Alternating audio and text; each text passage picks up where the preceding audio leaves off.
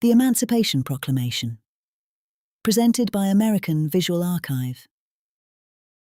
January 1st, 1863. A transcription by the President of the United States of America. A proclamation, whereas, on the 22nd day of September, in the year of our Lord 1862, a proclamation was issued by the President of the United States, containing, among other things, the following, to wit: that, on the 1st day of January, in the year of our Lord 1863, all persons held as slaves within any state or designated part of a state, the people whereof shall then be in rebellion against the United States, shall be then, thenceforward, and forever free, and the executive government of the United States, including the military and naval authority thereof, will recognize and maintain the freedom of such persons, and will do no act or acts to repress such persons or any of them in any efforts they may make for their actual freedom. That the executive will, on the 1st day of January aforesaid, by proclamation, designate the states and parts of states, if any, in which the people thereof, respectively, shall then be in rebellion against the United States, and the fact that any state or the people thereof shall on that day be in good faith, represented in the Congress of the United States by members chosen thereto at elections, wherein a majority of the qualified voters of such state shall have participated, shall, in the absence of strong countervailing testimony, be deemed conclusive evidence that such state and the people thereof are not then in rebellion against the United States.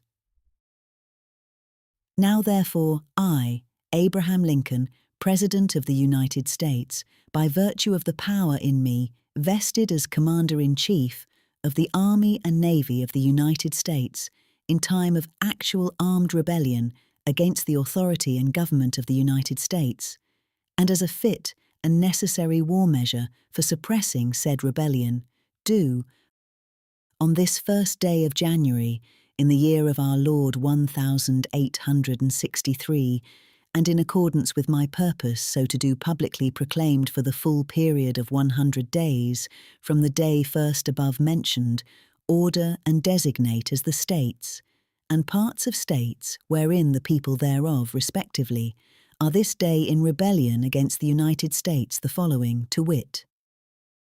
Arkansas, Texas, Louisiana, except the parishes of St. Bernard, Plaquemine, Jefferson, St. John, St. Charles, St. James, Ascension, Assumption, Terrebonne, La Fourche, St. Mary, St. Martin, and Orleans, including the city of New Orleans, Mississippi, Alabama, Florida, Georgia, South Carolina, North Carolina, and Virginia,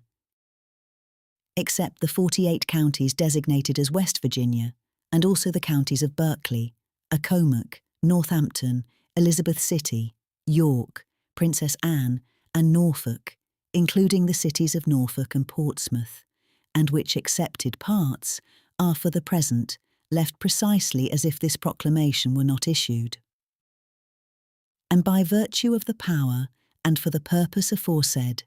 I do order and declare that all persons held as slaves within said designated states and parts of states are, and henceforward shall be free, and that the executive government of the United States, including the military and naval authorities thereof, will recognize and maintain the freedom of said persons. And I hereby enjoin upon the people so declared to be free to abstain from all violence, unless in necessary self-defense. And I recommend to them that, in all cases when allowed, they labor faithfully for reasonable wages. And I further declare and make known that such persons of suitable condition will be received into the armed service of the United States to garrison forts, positions, stations, and other places, and to man vessels of all sorts in said service. And upon this act, sincerely believed to be an act of justice, warranted by the Constitution, upon military necessity, I invoke the considerate judgment of mankind and the gracious favour of Almighty God. In witness whereof, I have hereunto set my hand and caused the seal of the United States to be affixed. Done at the city of Washington, this 1st day of January, in the year of our Lord 1863, and of the independence of the United States of America, the 87th. By the President, Abraham Lincoln, William H. Seward, Secretary of State.